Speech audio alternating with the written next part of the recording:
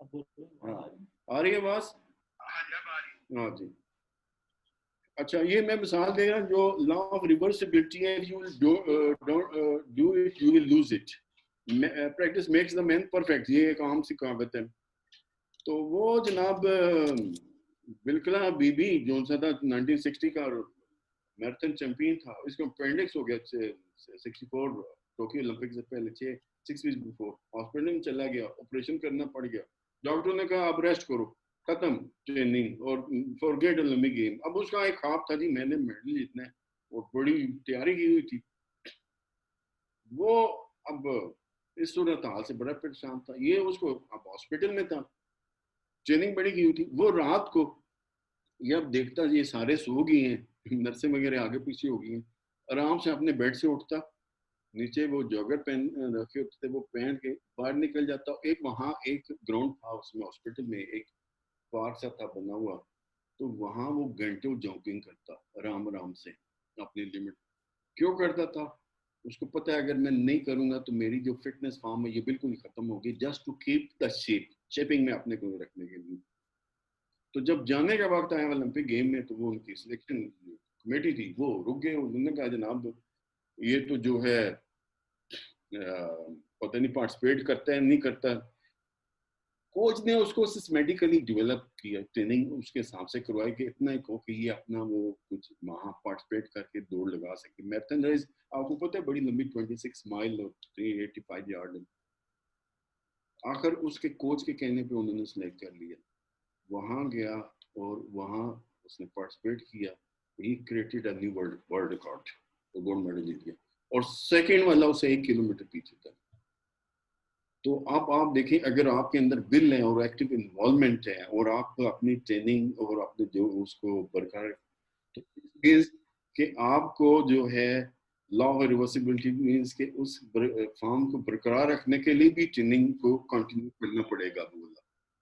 तो ये है कि अच्छा, दूसरा ये है कि जी आप मिड एज में हैं या आम आदमी या खिलाड़ी, किसी स्टेज पे आप मायूस ना हो करें। जब भी आप दोबारा फील्ड में आएंगे एक जज्बे के साथ, एक शौक के साथ, एक ख्वाहिश के साथ, और आप अपनी ट्रेनिंग को करेंगे सिस्टमेटिकली, वो ट्रेनिंग करेंगे तो दोबारा फिटनेस फॉर्म वापस आ जाएगी, प्रोवाइडेड कि उसमें आप सिस्टमेटिक तरीके से ट्रेनिंग करें और दोबारा आप अपनी पिछली जो फॉर्म है वापस ला सकते हैं। इसलिए किसी स्टेट पे ये छोड़ ना दें जी आप मैंने छोड़ दिए, जो दोबारा शुरू कर दें एंड कंटिन्यू। इवन आप अगर सिर्फ रिक्रिएशनल वे हैं, even then you may start just to keep yourself fit. और इसमें कोई ये नहीं आप 45 के हैं, 50 के हैं, 60 के हैं, 65 के हैं, जब भी जिस स्टेज में भी आप करेंगे बॉडी उसकी अडॉप्ट करेगी आपकी, उसको आपका फिटनेस लेवल इंप्रूव होगा। अब तीसरा लॉ ये है law of specificity. Law of specificity. थोड़ा सा मैं पढ़ देता हूँ, then I will explain to you. The law of specificity states that the specific nature of training load produces its own specific response and adaptation. The training load must be specific to both the individual athlete and to the demand of the chosen event. एक तो ये खिलाड़ियों के लिए आ गया specific, क्योंकि जी आपकी training specific होनी चाहिए, related to your event, related to your sports. वो जी है, ये तो वो खिलाड़ियों के लिए आ गया। अगर स्पेसिफिक नहीं होगी तो आप खाम खा वो इम्प्रूव नहीं कर पाएंगे जो कि आप करना चाहते हैं। सपोज आप मैराथन रनर हैं और आपको हैवी वेट ट्रेनिंग करवा दी जाए तो उसका क्या फायदा होगा? उसका कोई फायदा नहीं आपको। आपको मैराथन रनर के लिए तो डिस्टेंस रनिंग है, तो आपने कार्डियोवास्कुलर फिटनेस चाहिए। लिहाजा वो जो है ना इज वेरी इंपॉर्टेंट के स्पेसिफिक होनी। जहाँ अगर शॉर्ट पुटर है और उसको मैं कहूँ जी हाँ जी रोज तुम 10 किलोमीटर जॉगिंग किया करो, वो कहेगा ये माय कोच इज स्टूपिड, मेरा क्या ताल्लुक 10 किलोमीटर वो जॉगिंग, मेरा तो काम है हैवी वेट और fast quick gym exercises and throwing की जो टेक्निक स्किल है वो वाला। तो वो उसको अगर हैवी वेट कराएंगे तो वो ज्यादा रिलेटेड टू उसके इवेंट है कंपेयर टू डिस्टेंस रनिंग। इसलिए कहते हैं लॉ स्पेसिफिसिटी ये है कि वो specific training related to your event होनी चाहिए। इसी तरह अगर आप अपने आप को फिट कर रहे हैं तो आप खुद देख लें कि आप क्या आपके लिए ब्रिस्क वॉक वो कि किसी को कुछ भी नहीं आता ना, तो सबसे आसान ये है वॉक। पहले स्लोली शुरू करें और फिर उसको ब्रिस्क वॉक कर ले जाएं। उसमें इसके आप उसको, आपकी बॉडी उसको अडॉप्ट कर ली इस बारी। फिर अगर आपके पास स्किल है कि जी आप बैडमिंटन खेल रहे हैं या टेनिस खेल रहे हैं या कोई बास्केटबॉल खेल रहे हैं या फुटबॉल, वैसे रिक्रिएशनल फिटनेस के लिए करते हैं, कंटिन्यू दैट। तो वो जो है वो आपके लिए वो इज अ गुड वन। तो इसको कहते हैं बॉडी। तो अब इसकी समरी थोड़ी सी मैं बता देता हूँ, इसमें ज्यादा आपको क्लियर हो जाएगा। तो the body is capable of adaptation to training load. वो ट्रेनिंग लोड जो भी है वो बॉडी आपकी अडॉप्ट करती है। Training load of the correct intensity and timing cause our compensation. कि जी इंटेंसिटी उसकी करेक्ट हो, प्रोग्रेशन जिस तरह प्रोग्रेसिवली इंक्रीज की हो, तो वो आपको ओवर कंपनसेट करेगा, अडॉप्टेशन ज्यादा होगी आप में।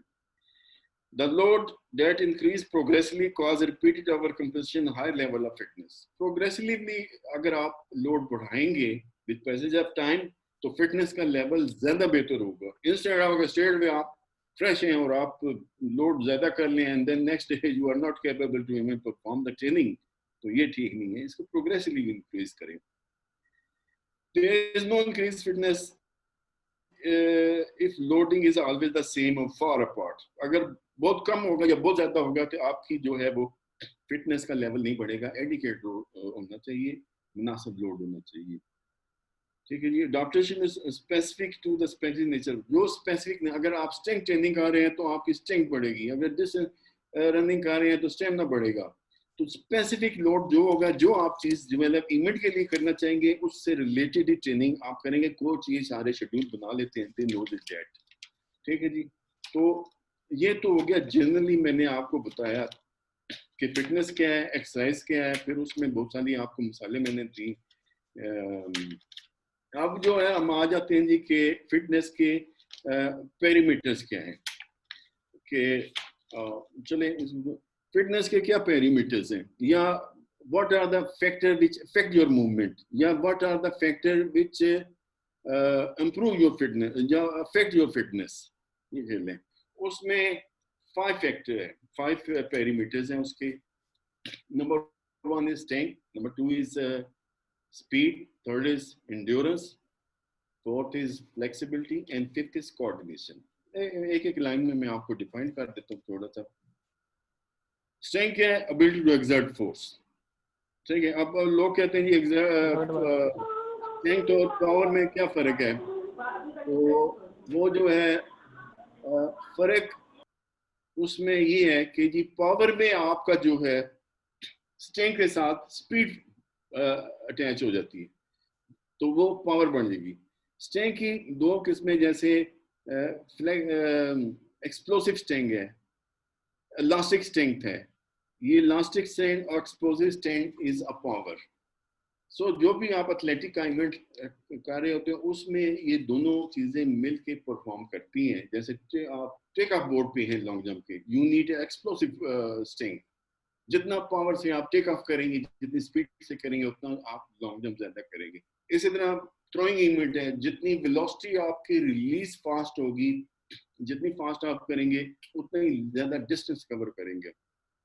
तो इसमें के बेसिक स्ट्रेंथ बढ़ाने के साथ साथ आपकी स्पीड जब ला देंगे तो it's a power, is a elastic strength, is explosive strength, is a power. ये तीनों एक ही चीज है एंड यू विल इंप्रूव। तो जनरली जो आम फेम या आम भी लोग हैं रिक्रिएशनल फिटनेस करने वाले, उनको भी स्ट्रेंथ की जरूरत होती है। स्ट्रेंथ आपका एक one of the major fitness component है ये वाला। तो उसमें ज़रूरी नहीं है वेट ट्रेनिंग रूम हो, जिम्नेजियम हो, फिर ही स्ट्रेंथ आप डेवलप करेंगे।